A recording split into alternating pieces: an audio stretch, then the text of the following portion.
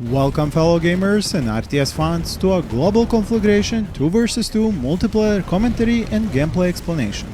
This is an indie RTS in development I have showcased and talked about before, and its gameplay is a mix of Command and Conquer Generals and World in Conflict. In this video I will be focused on the new faction, the Vanguard PMC. Their vehicles are slower than in other factions, they have an airborne expansion unit which upgrades capture points and isn't used up in the process but spends resources instead. There are 2 tech tiers which unlock more units, and they have powerful main battle tanks. For my full introduction video about Global Conflagration, use the link above or below and learn about the other 2 factions, European Defensive Union, EDU for short, and Carpathia, as well as all the gameplay elements and mechanics present in the first playtest.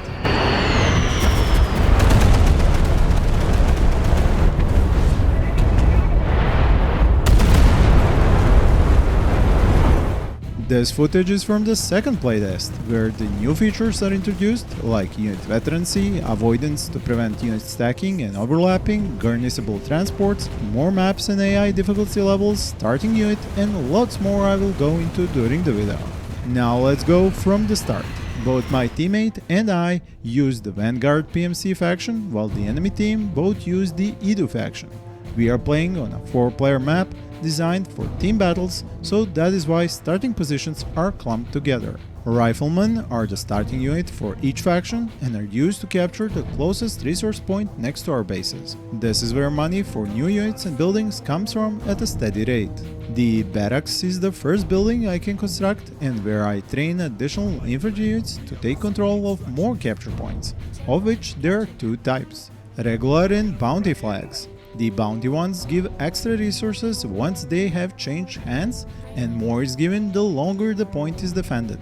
The income of the points also increases every 5 in-game minutes up to the 20-minute mark. Players can also increase the amount of money they get from these points by building expansions on top of them, and later even upgrading those with different buildings, which give specific bonuses. That is why I recruit a Halo, the Vanguard's flying expansion unit, which can build these expansions for a few hundred resources. As soon as each capture point is taken, I send my rifleman squads to the next flag. This is dangerous with bounty flags, as by losing them I give my enemy free money, and if I haven't built an expansion on the flag, it can be easily captured. But that is exactly my strategy here. Lots of infantry, taking over every flag I can and building as many expansions as I can to increase my passive income. By looking at the minimap, we can see that my teammate has the same idea. Now, one thing I have to pause to explain is the upkeep mechanic. Each unit you build requires maintenance, and that cost is directly taken from your passive income. So while my base provides 40 income and the flags with expansions get me another 22 income, I am already paying 25 upkeep for my multiple rifleman squads, rocket squad, and 1 Halo. As you can see on the minimap, my team now holds the majority of capture points. My teammate and me 4 each, and the enemy players 2 each. This gives us the passive income advantage, but at the cost of giving the enemy team the opportunity to gain a lot of resources when they take over our bounty flags, which is exactly what starts to happen as you saw there. With the new transport feature, I am able to use the Halo, which has 1 transport slot, to fly my rocket squad across the map, and just in time as the red EDU player attacks my bounty flag. These are fast and light mortar units with machine guns and make quick work of my infantry squads. On the other hand, my rocket squads make short work of mortars' light armor. The enemy's mistake here is targeting my rifleman squads instead of the rocket squads. As this goes on, I finally construct my storage facility, which is used for recruiting light vehicles and is able to repair any vehicles in its limited range. Next building I pay for is the prototyping bay for the heavy armor units. In the meantime, I lost all my infantry due to enemy reinforcements, and my teammate is having similar problems after losing 2 bounty flags. This is exactly what I explained might happen, and we ended up giving our enemies lots of resources. Now, because the red EDU player I am fighting is heavily invested into light vehicles, I have to change my recruiting plans for heavier armor. I also use my Halo and transport a one rifleman unit behind enemy lines in an attempt to reduce their resource income while upgrading my tech level at the HQ. The problem is, I run into many units at the enemy flag and have to retreat, while recruiting another Halo to create a small but fast helicopter drop-off system for infantry. During this time, my teammate managed to regain his 2 bounty flags with the use of light armor, while his purple Edu enemy is massing troops at the forward flag. And my blue teammate even built a prototyping bay at the middle bounty flag by using a crane upgrade for his expansion module there. My plan is to drop infantry squads and capture points behind the enemy's main attacking army while sending tanks to deal with that army. I also want to build more tanks and even medium armor tank destroyers called cornets with more rocket squads.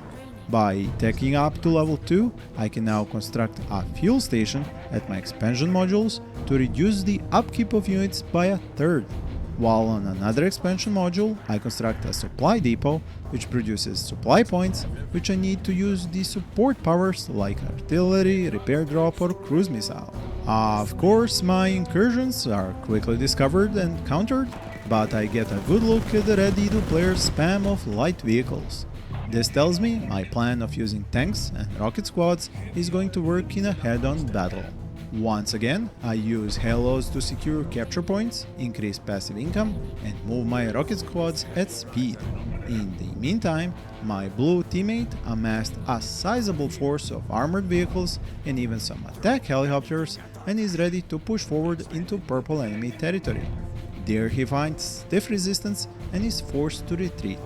As I order up my own helicopters from the new helipad and form up my other units, my teammate loses a bounty flag and is forced to fight for another. I finally feel confident enough I have enough troops to attack the middle bounty flag and send my rocket squads, T-90 tanks, cornets and a hind attack helicopter. It is not defended or upgraded with an expansion module, so it is an easy target.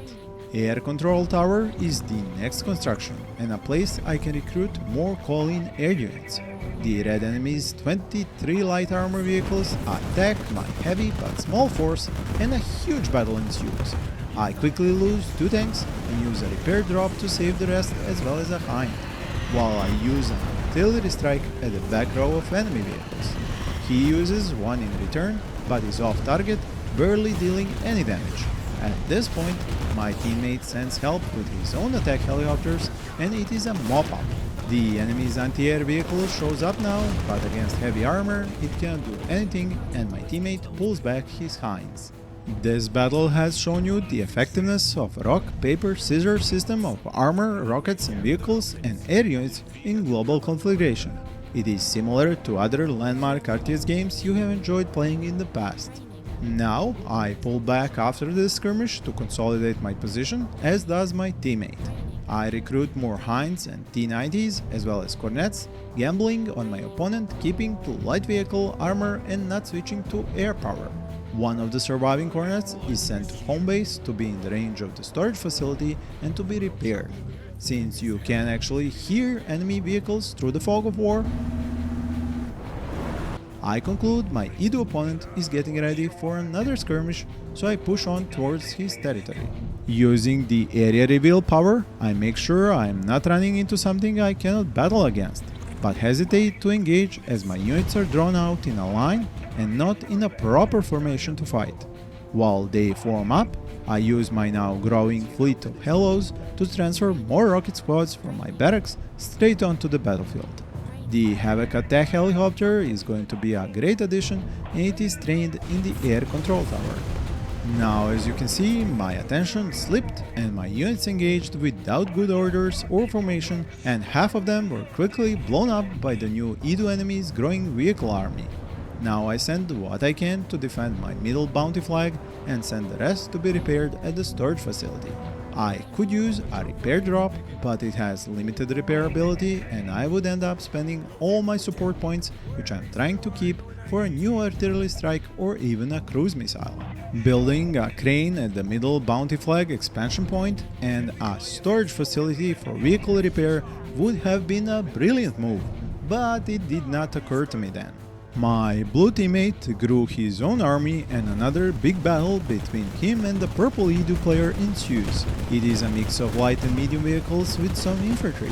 I used the opportunity to attack the middle map bounty flag held by my opponent and send my newly recruited Havoc attack helicopter to the known rally point of his armored units. I don't build any Fulcrum jets as I'm banking on helicopters to win this vehicle fight.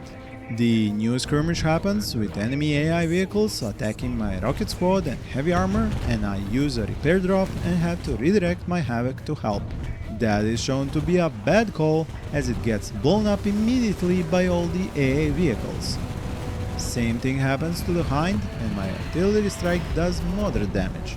Backup arrives with halos dropping new rocket squads and the enemy finally falls back, leaving me with a new flag and lots of resources. It was a very costly fight with my air units pulling the short stick, but I got the upper hand in the end with the conquest of more points. Same thing was happening with my teammate and his opponent as he forced Purple Edu to retreat to his last two capture points where they had another pitched battle. Using another Havoc attack helicopter, I attacked the Red Edu player's remaining capture point and destroy his expansion module, switching between Havoc's anti-tank missiles and rockets for destroying buildings. The recruitment of more tanks and anti-tank vehicles, as well as rocket squads, is continued on my part, and my next attack with a Havoc ends badly against many enemy AA vehicles called the Hailstorm. This makes me decide to stop going for helicopters and focus on more armor and rocket squads while starting to build another prototyping bay. But my teammate was already pushing for the last purple Edu capture point and his main base, so I had to push on with my attack with what I had. The red player's army was exhausted by now and I had no trouble driving into his base. My teammate used his artillery strike while I used the area reveal power to find the rest of their units, which turned out to be just hailstorms. A huge tank called the Jaguar was finished just as I attacked, but it will not be enough. What remains is a mop-up operation, and I hope you have enjoyed this battle commentary and gameplay explanation, that you will come back for more next time. This playtest is open to all until the middle of August. Use the links in the description for more info. Thank you for watching and happy gaming!